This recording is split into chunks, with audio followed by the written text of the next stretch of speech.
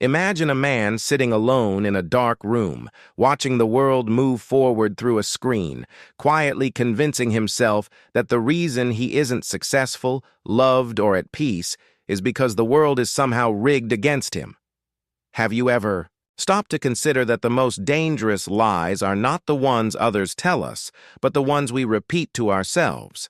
There are certain phrases, almost like verbal shadows, that weak men use to shield themselves from the harsh light of truth. With these words, they slowly construct a prison made not of walls, but of their own thinking. In the ancient philosophy of Stoicism, it is said that the quality of your life is determined by the quality of your thoughts, and your thoughts gain power through the words you speak.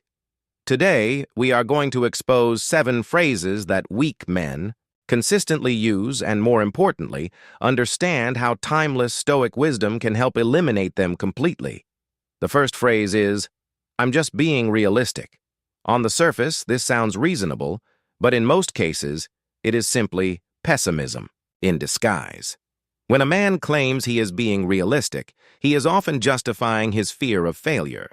He sees a bold goal or a difficult challenge and dismisses it, not because it is impossible, but because he is unwilling to endure the discomfort required to achieve it. The Stoics were true realists, but their realism was rooted in action, not avoidance. Marcus Aurelius reminded himself that even in times of war or plague, he could still act with purpose and integrity. He did not shrink from reality. He used it as a guide. Imagine a man who wants to change his career but says, "I'm being realistic. The economy is unstable." In that moment, he has already accepted defeat before even trying. A Stoic would say, "The economy is unstable, so I must become more prepared and disciplined." Realism means acknowledging obstacles. Weakness means using them as excuses. The second phrase is, "It's too late for me." This is a surrender to the past. It assumes that a person's potential has an expiration date. Whether someone is 30, 50, or 70, this mindset turns age into an excuse to stop growing. It treats character as something fixed, rather than something alive and evolving. Seneca taught that as long as you are alive, you still have time to learn how to live. He himself pursued deeper philosophical understanding later in life. For the Stoic, time is borrowed, and the only moment that truly matters is now. Think about a man who has spent years stuck in bad habits and says, "It's too late for me to change." In that moment, he is abandoning his future. The Stoic understands that transformation can begin at any second. It is never too late to become who you could have been. The third phrase is, "I don't care about anything." This is often mistaken for strength, but it is actually a mask. Many men pretend to be indifferent as a way to protect themselves. If nothing matters, then nothing can hurt them. If nothing matters, then they do not have to try. But this is not strength. It is emotional avoidance. True Stoicism is not about feeling nothing. It is about mastering your emotions in pursuit of what matters. A Stoic cares deeply about character, responsibility, and the people around him. Consider a man who neglects his health, his work, and his relationships, claiming he just doesn't care. He is not detached. He is afraid. A strong man has the courage to care even when outcomes are uncertain. The fourth phrase is, "Someone should do something about this." This reflects a complete surrender of personal responsibility. A man sees problems around him in his environment, his workplace, or his community, but instead of acting, he waits for someone else to step in. He lives like an observer, not a participant. Stoic philosophy teaches that we are all part of a larger whole, and we have a duty to act where we can. Marcus Aurelius wrote that injustice often lies not only in what we do, but in what we fail to do. Imagine a man who constantly complains about his surroundings, but never takes even the smallest action to improve them. He is waiting for change, instead of becoming the source of it. The fifth phrase is, It's not my fault. This mindset avoids accountability. Everything is blamed on external factors, other people, circumstances, or systems. While it is true that not everything is within our control, our response always is. A Stoic takes ownership of his actions and reactions. Responsibility is not a burden, it is power. The moment you accept responsibility, you gain the ability to change. The sixth phrase is, I'll try. It sounds harmless, but it often hides a lack of commitment. When someone says they will try, they leave room for failure before even beginning. A disciplined man does not rely on vague intention. He decides, commits, and acts. There is a difference between attempting something casually and choosing to follow through no matter what. The seventh and final phrase is, that's just who I am. This is perhaps the most limiting belief of all. It locks a person into a fixed identity, as if change is impossible. But human beings are not static. We are shaped by our actions, habits, and decisions. Stoicism teaches that character is built, not assigned. You are not defined by who you were, you are defined by what you choose to do next. At its core, this entire discussion comes down to one truth. Your words shape your reality. The language you use influences how you think, how you act, and ultimately who you become. Pay attention to the phrases you repeat in your own mind. They may seem small, but over time, they define your direction. If you want to change your life, start by changing your language. Replace excuses with ownership. Replace doubt with action.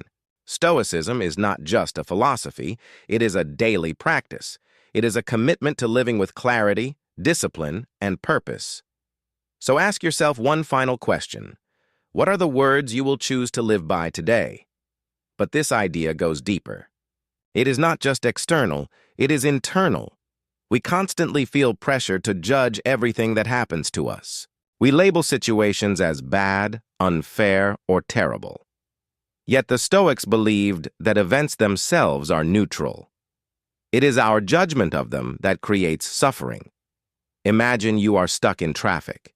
You can immediately judge it as frustrating and react with anger, or you can pause and say, I don't have to have an opinion on this. It is just traffic. In that moment, you remove the emotional weight. By refusing to label the event, you protect your inner peace.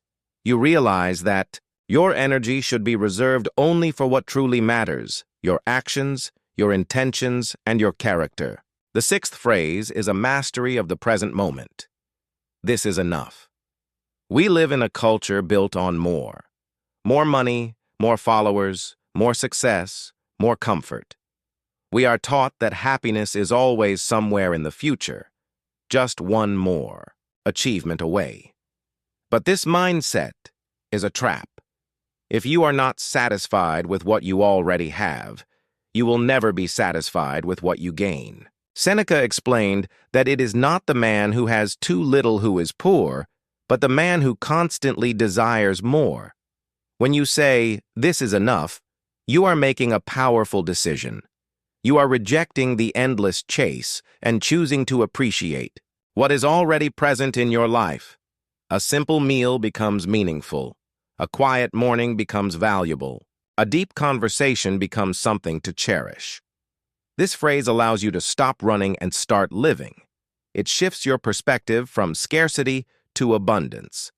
Instead of constantly chasing what is missing, you begin to see the richness in what already exists. The seventh and final phrase is one of the most difficult yet the most important. I am mortal. In Latin, this idea is known as memento mori, which means remember that you will die. At first, this may sound dark or uncomfortable, but for the Stoic, it is a source of clarity. Much of our anxiety comes from the belief that time is endless. We delay our dreams, hold on to resentment, and waste time on things that do not matter because we assume there will always be more time. When you truly accept your mortality, everything changes. Life becomes sharper and more meaningful. You stop. worrying about small embarrassments. You stop waiting for the perfect moment. You begin to act. You realize that this present moment is something you will never get back. Saying, "I am mortal," is not about focusing on death. It is about understanding the urgency of life. It encourages you to live with intention, to act with kindness, and to move forward with courage. Now the question becomes, how do you actually apply these ideas? It is easy to understand them, but much harder to live them consistently. Start with something simple. Choose one phrase to focus on for the coming week. For example, use "is this necessary?"